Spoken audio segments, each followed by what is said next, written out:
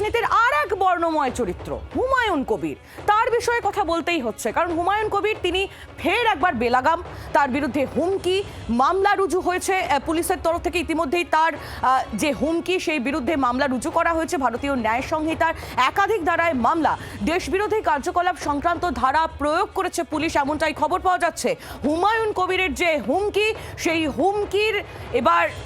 সেই হুমকিকে কেন্দ্র করে এবার মামলা রুজু করলো পুলিশ। পিয়ালি মিত্র আমাদের প্রতিনিধি আরো বিস্তারিত আমাদের জানাবেন। পিয়ালি, কি খবর পাওয়া যাচ্ছে?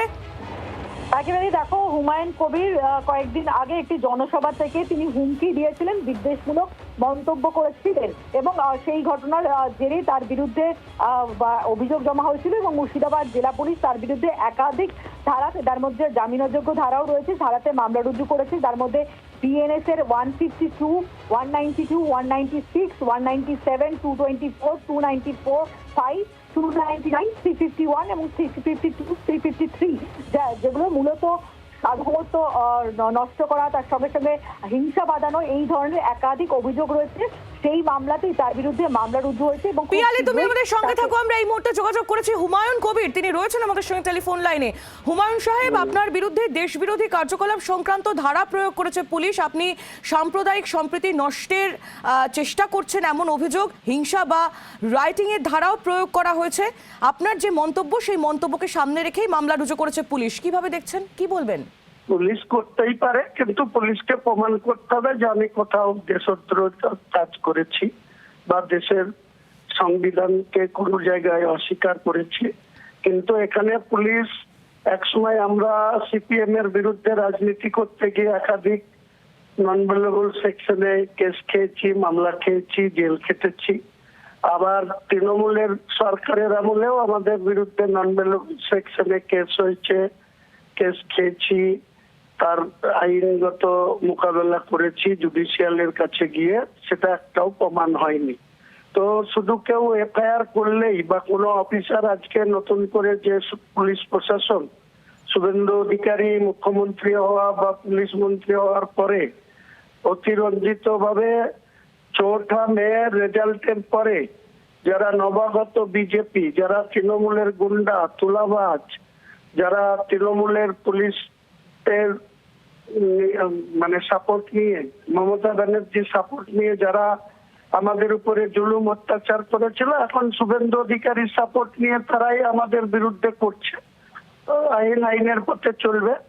পুলিশ আমাকে অ্যারেস্ট করলে প্রমাণ করতে হবে যে আমি কোথাও দেশদ্রোহের কাজ করেছি বা কোথাও দেশদ্রোহতার, দেশের বিরোধিতা করেছি, সেটা পুলিশকে প্রমাণ করতে হবে। শুধু মামলা করলেই তো হবে না, মামলা এফআইআর করলে তাকে প্রমাণ করতে হবে যে আমি কোথাও সে ধরনের অপরাধের সঙ্গে যুক্ত কিনা বা দেশের দেশদ্রোহতার কোনো কাজ আমি করেছি কিনা। হুমায়ুন সাহেব, আপনার যে মন্তব্য, গতকাল আমরা সারাদিন আমাদের দর্শকদের দেখিয়েছি, আপনি সেটা ভেঙে দেবেন এইরকম একটি মন্তব্য করেছেন এবং সেই আমাকে যদি কেউ আমার বাড়ির কাছে এসে যদি আমাকে কেউ নবাগত তৃণমূলরা, এখন বিজেপি হয়েছে, আর সেই বিজেপির জেলা সভাপতি, তিনাদেরকে নিয়ে গিয়ে আমাকে টাইট দেওয়ার বা আমাকে যদি বোঝাপড়া করার কথা বলে, আমি এখনো বলছি আমি ভীতও নই, আমি চুরি পড়েও থাকি না।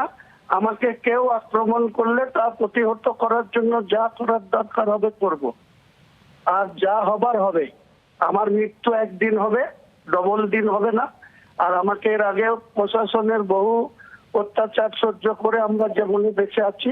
কিন্তু হুমায়ুন সাহেব, এই যে আপনি যে বক্তব্যটা রেখেছিলেন, যে সেটা ভাঙবো, এরকম টাইপের একটি ভাষা আপনার মুখ থেকে শোনা গেল, আপনি তো একজন রাজনৈতিক ব্যক্তিত্ব, এই বক্তব্যটা কি খুব শোভনীয়? যখন আরেকজন রাজনৈতিক ব্যক্তিত্ব আমার বাড়ির কাছে এসে বা আমার জায়গার কাছে এসে তৃণমূলের গুন্ডাদের নিয়ে এসে যখন আমাদেরকে টাইট দেওয়ার কথা বলে, তখন আপনারা এগুলো শুনতে পান না। তাহলে আপনি আপনার বক্তব্যের জন্য কোনোভাবেই অনুতপ্ত নন, তাই তো? হ্যাঁ, আপনি তাহলে আপনার বক্তব্যের জন্য কোনোভাবেই অনুতপ্ত নন? কিসের জন্য অনুতপ্ত হবো? আমাকে যখন বলা হচ্ছে, আমাকে যখন তৃণমূলের গুন্ডাদের নিয়ে এসে আমাকে টাইট করার কথা বলা হচ্ছে, আমাকে কুৎসিত ভাষায় আক্রমণ করা হচ্ছে, তাদের আমি কুৎসিত ভাষাতেই আক্রমণ করব। তাতে যা হবে হবে, জেলে থাকতে হলে জেলে থাকবো। কি হয়েছে? অনুতপ্ত কিসের জন্য হবো? বেশ, হুমায়ুন সাহেব, অনেক ধন্যবাদ আমাদের সঙ্গে টেলিফোন লাইনে থাকার জন্য। আমজনতা উন্নয়ন পার্টির চেয়ারম্যান তথা বিধায়ক হুমায়ুন কবির তিনি ছিলেন আমাদের সঙ্গে টেলিফোন লাইনে এবং তিনি পরিষ্কার যে 24 ঘন্টাকে জানিয়ে দিলেন যে তার যে বক্তব্য গতকাল আমরা সারাদিন আপনাদের শুনিয়েছিলাম, সেটা ভেঙে দেবো এই বক্তব্য তার মুখে আমরা শুনেছিলাম, সেই বক্তব্যের জন্য তিনি একেবারেই অনুতপ্ত নন, একদম পরিষ্কার তিনি আমাদের জানালেন। শোনাই একবার আপনাদের ঠিক কি বলেছিলেন তিনি।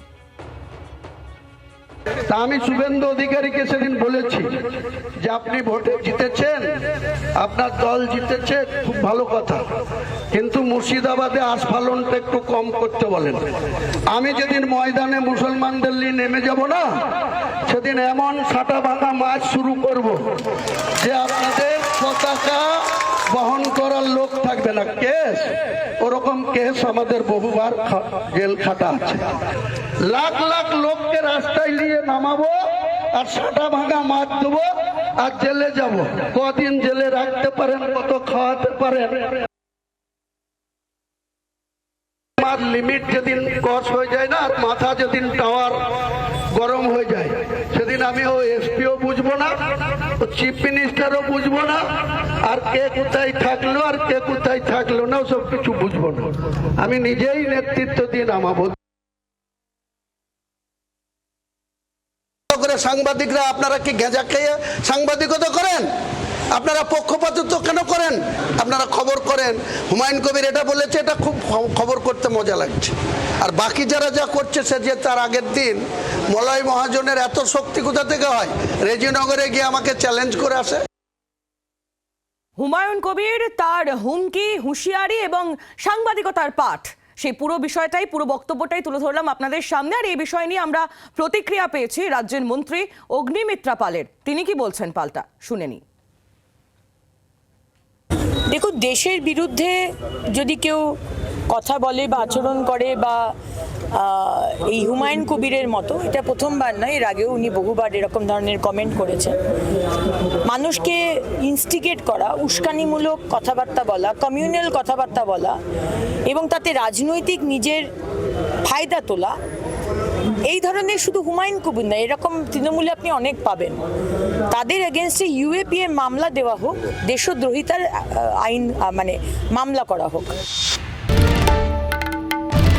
বাংলার আওয়াজ, বাঙালির আবেগ, জি 24 ঘন্টা।